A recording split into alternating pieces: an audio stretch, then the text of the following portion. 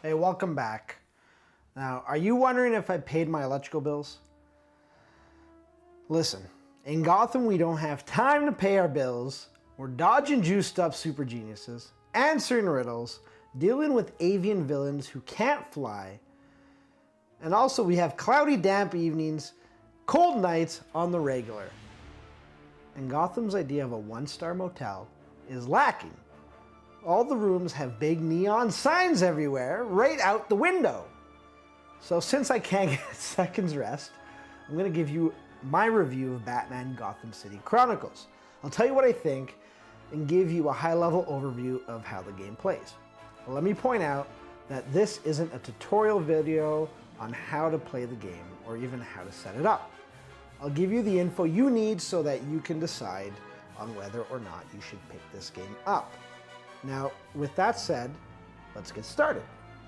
In Batman Gotham City Chronicles, one player acts as the villain and faces off against a team of heroes in one of multiple scenarios. It plays with up to 4 players, and while the game is listed as being a 2 to 4 player game, you can always play solo. Seeing as how all the scenarios that I have done haven't involved secret information. Now, if you heard about or played the Conan board game that was released in 2016, you'll be familiar with Batman Gotham City Chronicles, as the game implements and improves upon a lot of the mechanics found in Conan. So game round will see the hero players using energy cubes to take actions. Now, to take actions, you move your energy cubes from the reserve zone to the area of the player board that you want to do the action for. At the end of the turn, the hero will move the cubes from the areas that you've placed cubes into to the fatigue zone. If a hero would take damage, they would move their cubes from the fatigue zone to the wound zone. The hero will put a portion of their cubes from the fatigue zone back into the reserve zone at the start of the next turn, and the amount of cubes that they get back will depend on whether the character they're playing as is resting or not. Once all the heroes have decided to stop playing on their turn or are unable to take more actions, the villain player will get to play. The villain player has a command board where, similarly to the heroes, the villain will pay energy cubes to activate certain characters. The command board has a row of characters at the bottom, of characters at the bottom called the river. The player will decide which character to activate and pay the cost in energy cubes located directly above the character tile. The more left you go, the cheaper it is. When you activate a villain, bump them to the back of the line. Now, the actions that the player can take are listed on each tile, but if the player wants to do something additional to what the character has on their tile, like re-roll a dice or move extra spaces, they can spend energy cubes to do so. Once the villain has decided to end their turn, the heroes are up again and a new round starts. They continue to do so until the end of game condition is met, and/or the heroes pass or fail the mission. Each scenario has different triggers that help add variety to the gameplay. So essentially, that's how you play Batman Gotham City Chronicles. One of the things I haven't really conveyed is that the players have a tremendous amount of choice, and resource management is really strong in this.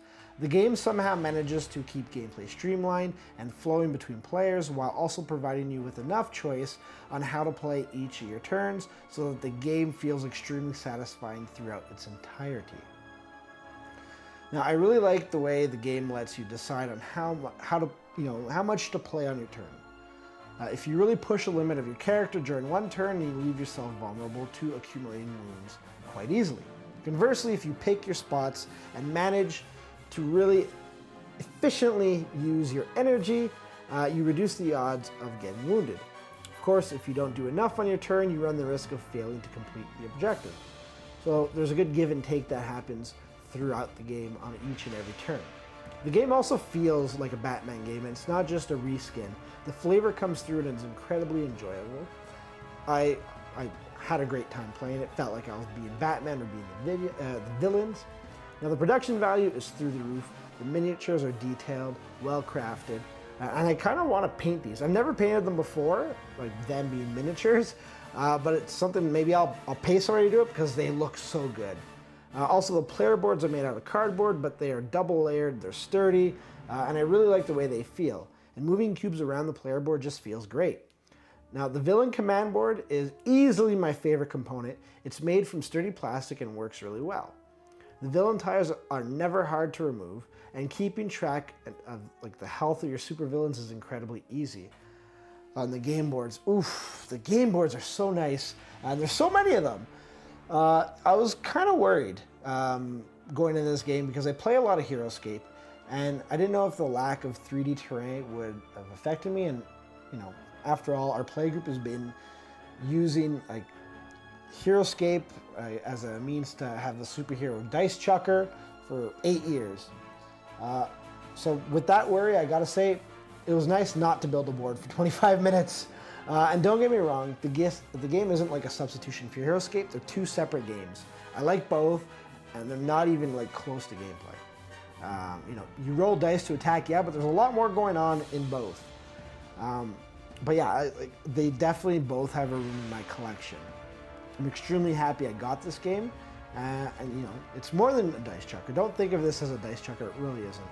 Anyways, I'm getting off track. Back to the review. The theming, as I mentioned, is great. I love all the components of the game, and I really dig the way it plays, and it comes together quite well. And the Batman fan in me couldn't be happier when playing on either side of the confrontation. Each side offers up unique experiences, which helps keep things fresh. Now, with that said, I have to mention two negatives that I have with this game. The first and biggest issue the game faces is it's a bad rule book. Like, they have a bad rule book, and I've seen some really bad ones in the past, but I think this one takes the cake. The rule book is overly crowded. The page layout is a mess. And when given examples, the book doesn't do a great job of conveying the basics. Another issue is that it's hard to find out where important information is. And despite the book having an index, it's just, you know, it's just hard to find out where stuff is. Thankfully, you know, with the index that is present, you can at least go to a page, read the page, realize that nothing you want is actually on that page, and then you get directed to another page. That's best case scenario, right? I would have liked to see a more in-depth index that has, you know, each page with a certain topic listed. I also would have liked to see like one single page that has a symbol and ability name for everything, so I can jump right to certain abilities without having to read page after page after page of abilities that may or may not apply to my character. Sounds like a small thing, or a small gripe, but when your character has 4 to 5 abilities, it gets long. And you need to keep going back to the book to make sure you understand the ability, right? So I would have liked to see a reference card for each character that lists all the abilities associated to that character. Currently, there are downloadable PDFs on BoardGameGeek, and they do a great job of conveying exactly that. But I would like to see Monolith publish official ones in the next version of their game. In doing so, it would mitigate the most frustrating thing about learning to play. My first play session was like pulling teeth. I would sit there and thumb through the rulebook, and it just, yeah, it was annoying. But once I got the feel for the game, I only really started looking up abilities. But even that, again, getting fed up. I found that online community player aid, and it quelled the biggest negative right then and there. There are official player aids that have been released, and they do help. In that regard, it's great to see the publisher take charge and listen to the community. So full marks there. You know, I'm not going to throw them under the bus.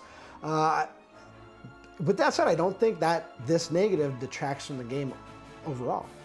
Sure, it's irritating when you are trying to learn how to play, and I would suggest you play the game by yourself before you take this game to your group. In doing so, you understand both sides of the game. You can help friends and family enjoy it from the onset, so you get this to the table more often. I also think that this issue will probably be addressed in the second season of the game, so fingers crossed. If you're trying to decide as you're deciding to back this game, look for that. Hopefully it's, you know, it's the case. Even if they aren't doing it, I wouldn't say that it's a deal breaker, so I wouldn't worry about that. Okay, so my second gripe is that this game requires a lot of storage. Now, I got the all-in pledge, which you can see if it's, you know, the flickering lights. I have trouble finding storage for it. Now, I knew what I was getting into, and I wouldn't trade less stuff for better storage. Don't get me wrong. I think everything I have from the all-in pledge is fabulous. The main gripe, or the main thing I don't like is, you know, I want to bring this over to a friend's place and I can't. So people have got to come to me at this point. I don't want to lug the game around because I don't want to bring just parts of it. It's all or nothing, and at this point, I'll just have people come over. Not the end of the world. I just, I got to clean up a bit more often, make sure lights are in order. But I would suggest, custom storage. So custom inserts, making sure your miniatures are safe. It's not the end of the world, or a deal breaker by any stretch. I just wanted to point out the fact that this game takes a lot of real estate. And if you're limited in storage, it's an important point to make, right? I think it is. I'm a huge fan of Batman. My father collected detective comics when I was a kid, and as a result, I got into Batman through those. I also watched the old Batman, the Adam West version. And I liked the first few Batmans, Michael Keaton, Val Kilmer. I watched the cartoon versions of Batman as much as I could. And in addition to that, of course, there is the Christopher Nolan trilogy. That is really a work of art. So when I say that, if you're a Batman fan, but you aren't really an avid board game player, I recommend that you give this game a shot. The game isn't overly complex, and once you figure out what the icons mean, it's smooth sailing. A turn is fairly straightforward, and it isn't overly thinky. As you grow into the game, your decisions become more complex, right? That's a sign of a good game. But it won't leave you high and dry in the sense that the game requires a metric ton of gray matter just to pull off a turn. The game flows fast enough that players are not sitting around while one person spends 10 minutes going through the motions of their turn. Now, if you're a board game enthusiast who likes Batman, it's a no-brainer. Go get the game. You won't regret it. The rulebook is frustrating to navigate, sure, but the resources available online help you mitigate that on the onset, and you get you through your first few games. Once you get those under your belt, you're golden. You're golden, all right? Now for the third group, if you are neutral on Batman but love board games, I still think this is a good purchase. The game is fun, the game offers so much depth with a plethora of scenarios and options to play that you shouldn't be bored for a very long time. The game moves quickly and provides a unique experience that only comes close to Monolith's other game, Conan.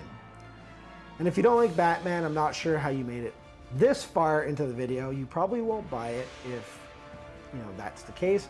Look for Conan and just apply the mechanics of Batman to Conan to make it a better game, because ultimately you're missing out. This is a great game. You're missing out if you just don't like the theme and don't want to play. So there you have it. Monolith has published another awesome game, and I'm thrilled to own this one. I'm really looking forward to their next Kickstarter so I can get even more stuff for the game, and I'm hoping that they print official player aids. They go into detail of what each character ability is. So to recap, get this game. There you have it. That's my recap. Let me know in the comments section whether you plan on getting this game, and if so, what is it that draws you the most? What are you most excited about for this game? I would love to hear it. And until next time, good gaming.